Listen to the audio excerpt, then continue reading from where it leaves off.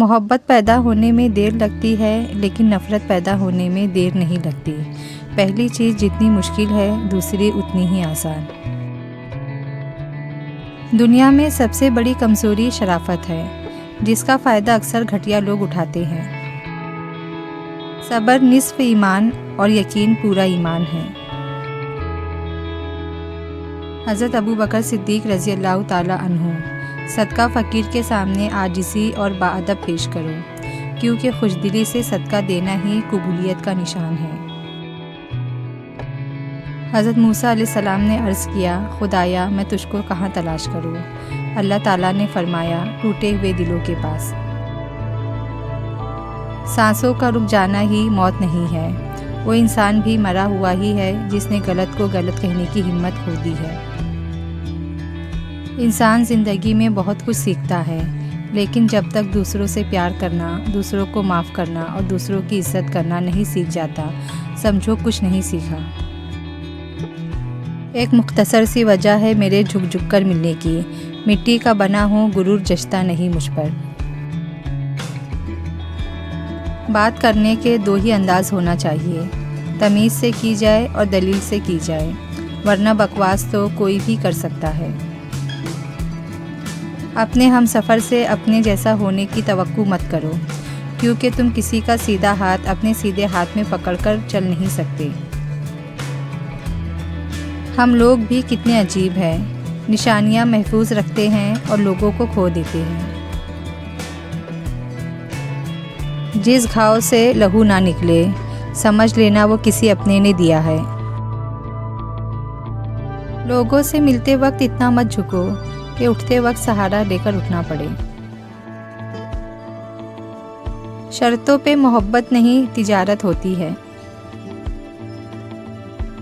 آنسوؤں کا جاری نہ ہونا دل کی سختی کی وجہ سے ہے، اور دل کی سختی گناہوں کی کثرت کی وجہ سے ہے۔ پوری دنیا کا سناٹا بتا رہا ہے، بادشاہت صرف میرے رب کی ہے۔ امام علی علیہ السلام نے فرمایا، مصیبت ایک ہوتی ہے، لیکن اگر گھبرا جاؤ گے تو دگنی ہو جائے گی۔ توبہ سب سے پہلی عبادت ہے۔ انسان نے زمین پر آ کر سب سے پہلی عبادت توبہ کی ہے، اس لیے انسان کو چاہیے ہر وقت توبہ کرتا رہے۔ آپ اللہ والے اسی دن بن جاتے ہیں جس دن آپ کے ہر دوسرے، تیسرے، چوتھے اور پانچویں خیال میں اللہ شامل ہو جاتا ہے۔ باپ نے پیسے دیتے ہوئے کہا، کوئی ایسا کام کرنا جس میں نقصان کا کوئی اندیشہ نہ ہو۔ اس نے صدقہ کر دیا۔ جن باتوں پہ جھگڑا کر کے لوگ مٹی کے نیچے دفن ہو جاتے ہیں، اگر انہی باتوں پہ مٹی ڈال دی جائے تو یہ نوبت ہی نہ آئے۔ مجھے کیا حق ہے کہ میں کسی کو مطلبی کہوں؟ میں تو خود اپنے رب کو مطلب کے وقت یاد کرتا ہوں۔ لوگ تمہارے کارنامے دیکھتے ہیں اور رب تمہاری نیتیں دیکھتا ہے۔ انسان سب کچھ بھول سکتا ہے، پر وہ وقت نہیں بھولتا جب وہ اکیلا لڑ رہا ہو اور اس کے اپنے تماشا دیکھ رہے ہو۔ کبھی ڈھیروں لفظ ہونے کے بعد بھی بولنے کو دل نہیں چاہتا، نہ بتانے کے لیے، نہ جتانے کے لیے، نہ ہمدردی کے لیے۔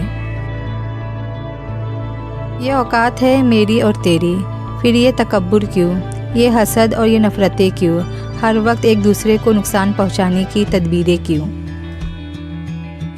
اللہ سے رجوع کرنے میں کیسی جھجک، اس کے پاس تو گزرے ہوئے کل کی معافی بھی ہے اور آنے والے کل کا انعام بھی۔ زندگی میں سکون اپنی مرضی پوری کرنے سے نہیں، اللہ کی مرضی پوری کرنے سے آئے گا۔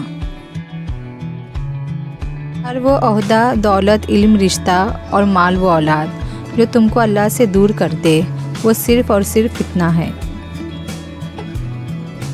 جس کو اللہ کی قدر ہوتی ہے وہ برے اور فحش کاموں کی طرف نہیں لپکتا، کیونکہ ایسی تسکین کا کیا فائدہ جسے لے کر بندہ اللہ کو کھو دے۔ دنیا کی ایسی محبت جو دین سے روک لے، جو آخرت کی فکر سے آپ کو ناواقف کر دے، یہ دل کی موت ہے، اور دلوں کا مر جانا انسانوں کے مر جانے سے زیادہ دکھ والا ہوتا ہے۔ بے حیائی معاشرے میں پائے جانے والا ایک ایسا فتنہ ہے جس نے اسلامی معاشرے میں عفت و پاک دامنی کو بہت زیادہ نقصان پہنچایا ہے اور بے پردگی کو فروغ دیا ہے۔ کوشش کرے کہ اس فتنے کی نشو و نما میں آبیاری آپ کی وجہ سے نہ ہو، نہ ہی مغربی تہذیب کو اپنایا جائے اور نہ ہی بے پردگی کو فروغ دیا جائے۔ ہمیشہ غلطی عورت کی نہیں ہوتی، مرد بھی خامیوں سے بھرا ہوا ہے۔ ایک دوسرے کی خامیوں پر پردہ ڈال کر اصلاح کرنے کا نام ہی نکاح ہے۔ اپنے آنسو پوچھنے سے، خود ہی تسلی دینے سے دل بڑا مضبوط ہونے لگتا ہے۔ پھر تنہائیاں راس آنے لگتی ہے اور لوگوں کے رویے تکلیف بھی نہیں دیتے۔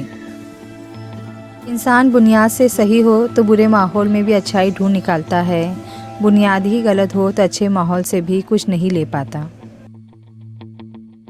ہم بڑے گھر میں رہتے ہیں یا کسی جھوپڑی میں، اس سے کوئی فرق نہیں پڑتا، حقیقی زندگی ہمارے اندر ہی ہوتی ہے۔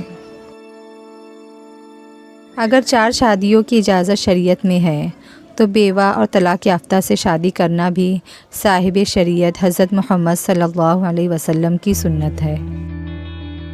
وقت وہ ترازو ہے جناب جو برے وقت میں اپنوں کا وزن بتا دیتا ہے۔ مٹی سے اینٹ، اینٹ سے دیوار اور دیواروں سے گھر بن جاتے ہیں۔ یہ بے جان چیزیں آپس میں مل سکتی ہے تو ہم انسان کیوں نہیں مل سکتے؟ اگر آپ کو آپ کا ماضی تکلیف دیتا ہے تو اس کو ساتھ لے کر چلنا چھوڑ دے اور اپنے حال کو بہتر بنائے، کیونکہ یہ بھی آپ کا ماضی بننے جا رہا ہے۔ میرے رب کی تعریف کے لیے بس ایک سورہ اخلاص بہت ہے، وہ اکیلا ہے، اس کا کوئی شریک نہیں۔ تو پھر تم اپنی طرف آنے والی تکلیفوں کو اپنے گناہوں کی سزا مت سمجھنا۔ میرا اللہ بہت رحیم ہے، وہ بدلے نہیں لیا کرتا۔ اپنی مانگی دعاؤں پر یقین رکھے، وہ رحمان ہے، رد نہیں کرتا۔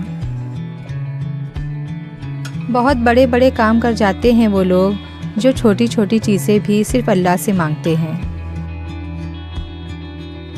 اور دل کی سختی یہ ہے کہ تجھے موسیقی تو رلاتی ہے مگر قرآن کی تلاوت نہیں رلاتی۔